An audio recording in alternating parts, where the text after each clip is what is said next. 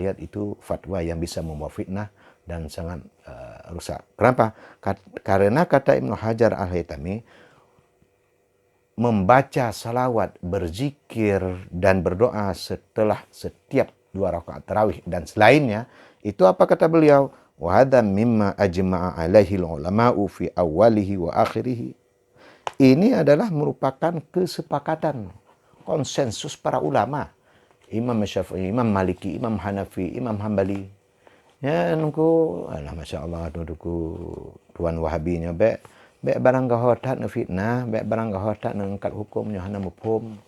Dan bersamaan dengan itu tidak dinukil dalam satu riwayat pun mereka membaca doa khusus. Apakah dalam bentuk selawat yang ditanyakan, atau sebagian orang menambah fadlan minallahi wa ni'mah dan sebagainya. Bismillahirrahmanirrahim. Saya akan coba menjawab beberapa pertanyaan Tuan Guru ataupun pimpinan pesantren yang berkembang selama ini bahwa berselawat, berzikir, dan berdoa setelah setiap 2 rakaat tarawih itu adalah bid'ah, tidak pernah dicontoh oleh Rasul, oleh para sahabat, dan sebagainya. Nah, ini kita coba melihat dulu tata cara sholat setiap 2 rakaat ataupun 4 rakaat kita mau pindah ke tempat lain. Nah, ini bisa kita melihat nanti muatan maksud daripada tata cara sholat tersebut. Dan itu disampaikan di dalam setiap mazhab para imam ya. Nah, kebetulan kita ini bermazhab Imam Syafi'i, kita berujuk kepada salah satu kitab Asy-Syafi'iyah yaitu Al-Khatib Asy-Syarbaini fi Maunil Muhtaj. Dan redaksinya ini banyak juga sama, hampir sama dengan kitab-kitab lain seperti Tuhfah, Tuhfatul Muhtaj, Al-Mahali dan sebagainya. Nah, kita melihat bismillahirrahmanirrahim wa yusannu ay yantaqila lin nafli awil fardi mim mawdi'i fardihi aw nafli. Disunatkan seseorang berpindah karena sudah untuk melaksanakan sunat ataupun fardu dari tempat yang pernah dia lakukan fardu ataupun sunatnya. Ditakdiri mawadhi' sujudi fa innaha tashhadu lahu. Tujuannya untuk memperbanyak tempat-tempat sujud karena sesungguhnya tempat sujud itu akan menjadi saksi pada hari kiamat baginya nanti. Imam An-Nawawi di dalam Al-Majmu' Syarah Al-Muhadzab beliau menjelaskan fa illam yantaqil falyufsil bi kalami insanin.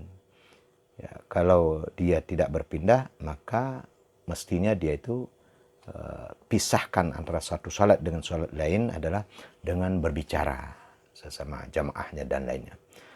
Ini berdasarkan dalil yang disampaikan oleh mazhab Asy-Syafi'iyah, yaitu hadis Muslim.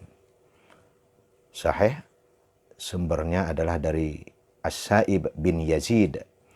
Qala Muawiyah, idza shallaital jum'ata fala tasilha bi salatin hatta tatakallam aw takhruja fa inna Rasulullah sallallahu alaihi wasallam amarana bidzalik. Yaitu apabila engkau telah selesai sholat Jumat, maka jangan engkau sambung sholat Jumat itu dengan sholat yang lain. Sehingga engkau berbicara terlebih dahulu ataupun keluar dari masjid.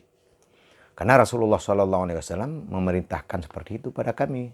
Apa kata Rasulullah? Allatu sholatun bi sholatin hatta natakallam au nakhruja.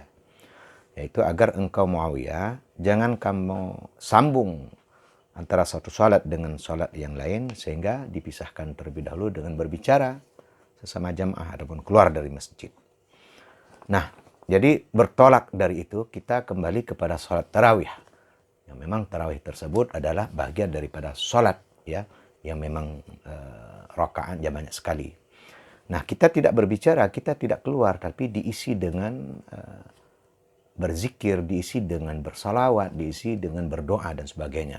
Ini menggantikan daripada para jamaah-jamaah yang ada di Arab Saudi ataupun di Madinatul Al-Munawwarah. Mereka di sana itu, kalau di Madinah mereka memperbanyak sholat tarawihnya sampai 36 rakaat. Ya. Nah kemudian kalau di Makkah Al-Mukarramah, setelah sholat 4 rakaat, ada yang bertawaf dulu. Nah, karena dibolehkan seperti itu. Nah, kita menggantikan itu adalah dengan memperbanyak salawat, memperbanyak berzikir, memperbanyak doa dan sebagainya. Jadi supaya tujuannya adalah untuk memperbanyak pahala kita di sisi Allah, khususnya di bulan suci Ramadan. Nah, ini berdasarkan dalil umum, dan ini akan menjadi sumber ataupun dasar yang dikembangkan oleh Imam Ibnu Hajar Al-Haytami di dalam kitab beliau, yaitu Fatawa Al-Kubra. Apa hadis tersebut? Yaitu yang diriwayatkan oleh Imam Ahmad, Abu Daud, dan Tirmizi. Idza shalla ahadukum falyabda bitamjidi rabbih jalla wa azza wa thana'i alaihi, thumma yusalli 'alan nabiy sallallahu alaihi wasallam, thumma yad'u ba'du bima syaa. Apabila salah satu kamu selesai sholat, maka hendaklah memulai dengan mengagungkan dan memuji Tuhannya, baik dengan Alhamdulillah, adapun Subhana Malikil Quddus, dan sebagainya. Tuma yusalli ala Nabi, kemudian dia bersalat kepada Nabi. Allahumma salli ala Sayyidina Muhammad. Kita isi. Dan itu banyak, bukan sekali dua kali.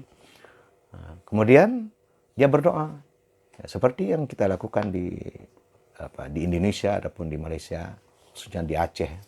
Apa doanya? Allahumma inna nas'aluka ridhaka wal jannata wa na'udzubika min sakhatika wan nar. Allahumma innaka 'afuwun karimun halimun tuhibbul 'afwa fa'fu 'anna ya karim, dan seterusnya. Nah, ini hadis adalah hadis umum. Dan juga yang lebih berenergik lagi dan lebih bersemangat lagi, kita kalau melihat hadis Ibnu Mas'ud, apa kata beliau itu, ya, mengutip kapan Rasulullah sallallahu alaihi wasallam, aulan nasi bi yaumal qiyamati aktsaruhum alayya salatan.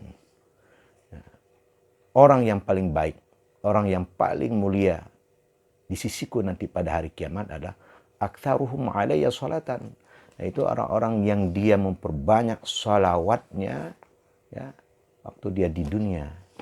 Ini menjadi sumber semangat kita untuk berselawat kapan saja, di mana saja.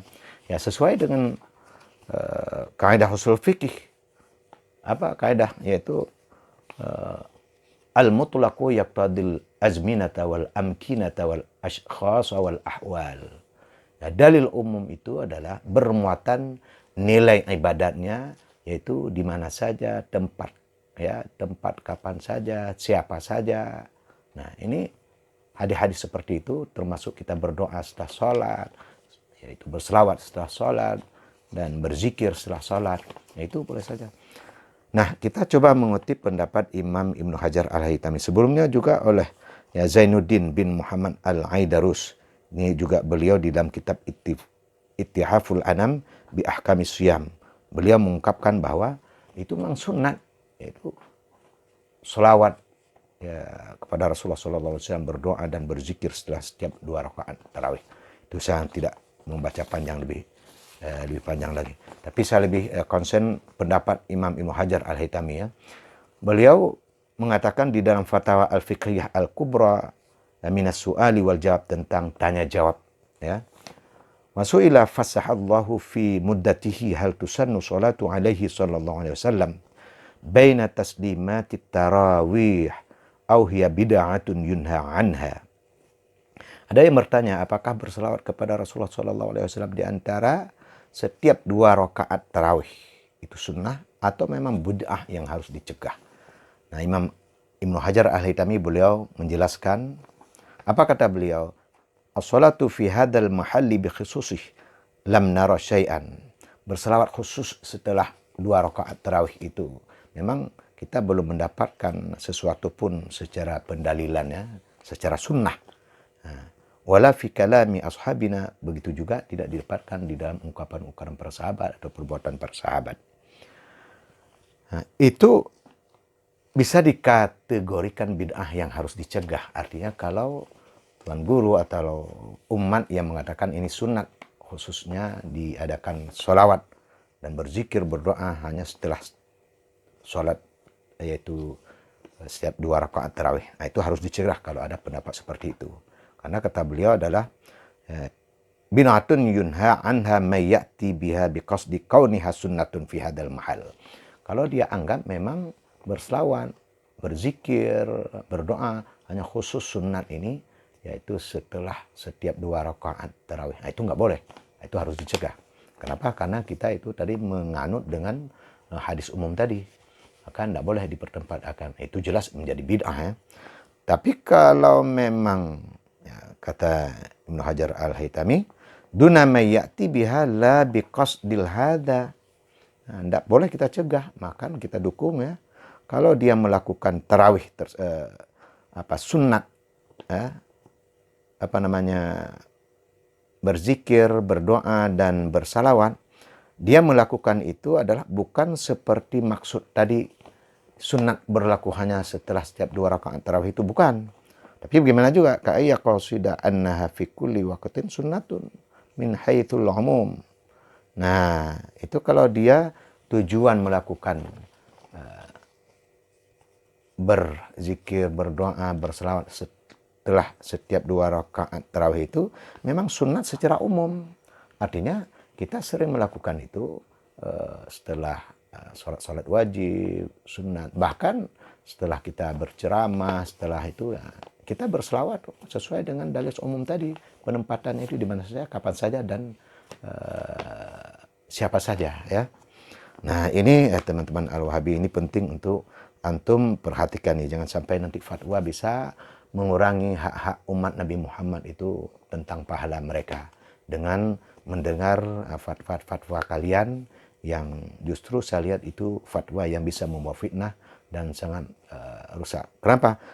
Karena kata Ibnu Hajar Al-Haytami, membaca salawat, berzikir dan berdoa setelah setiap 2 rakaat tarawih dan selainnya, itu apa kata beliau? Wa hadza mimma ajma'a alaihi ulama'u fi awwalihi wa akhirih. Ini adalah merupakan kesepakatan, konsensus para ulama. Imam Syafi'i, Imam Maliki, Imam Hanafi, Imam Hambali. Ya nungku, alah Masya Allah, nungku Tuan Wahabinya, be barang gahotat na fitnah, be barang gahotat na ngangkat hukum, nyohana mufhum. Ya longing, drono watan baca kitab, watan meluruskan ungkapan Abdul Samad, Ustaz Abdul Samad. Karena Ustaz Abdul Samad pernah kepegang masalah tentang wajah Allah. Maksud beliau adalah yaitu mulkuhu, kekuasaan Allah. Sesuai di dalam Al-Quran, Bismillahirrahmanirrahim. Kullu syai'in halikun ila wajhu. Segala sesuatu itu binasa kecuali wajahnya Allah. Nah, itu di dalam tafsir Ibnu Katsir dijelaskan maksud wajhu itu adalah mulku. Betul apa yang disampaikan oleh Ustaz Abdul Samad sesuai dengan Bid Alfiyah. At-tabi'ul maqsudu bil hukmi bila wasitatin huwal musamma badla. Yaitu tabi' yang menjadi tujuan hukum tanpa ada perantaraan, itulah yang dinamakan dengan badal. Artinya apa?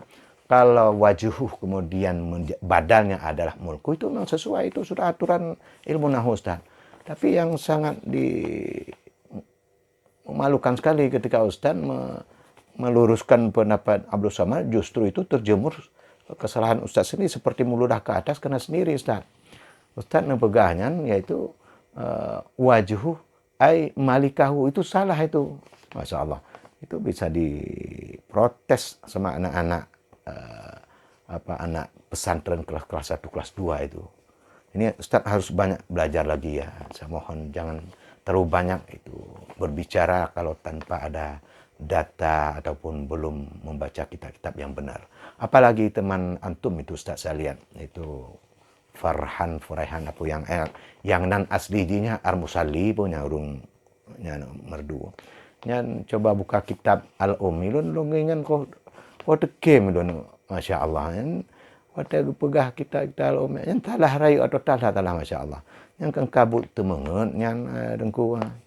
Nyan na urung dayah nyan payah nya debat nyan. Dah kitab dengku yang baca yang pak baca ada katalan baca. Yang ada debat payah pelungan tuon yang kan dia payah pelungan kaki. Apa kan? Karena kaya katalah baca. Naudzubillah. Ya dengku teman-teman Wahabi. Kita bersaudara saja. Kita saling memberikan masukan dan saling belajar. Napu je tak tabundang. Dia pesantren di Acehnya napu pubut katanya. Jadi oleh karena demikian, nyo adalah penting untuk maklumi Ustaz. Ya, mudah-mudahan ya, bagi pendengar sekalian ini memang sunnah ya, sudah sepakat para ulama, ijma para ulama. Sebab nanti bisa kita ingkar ataupun kafir kalau kita membantah ijma kesepakatan para ulama tersebut. Terima kasih. Semoga bermanfaat dan mohon maaf.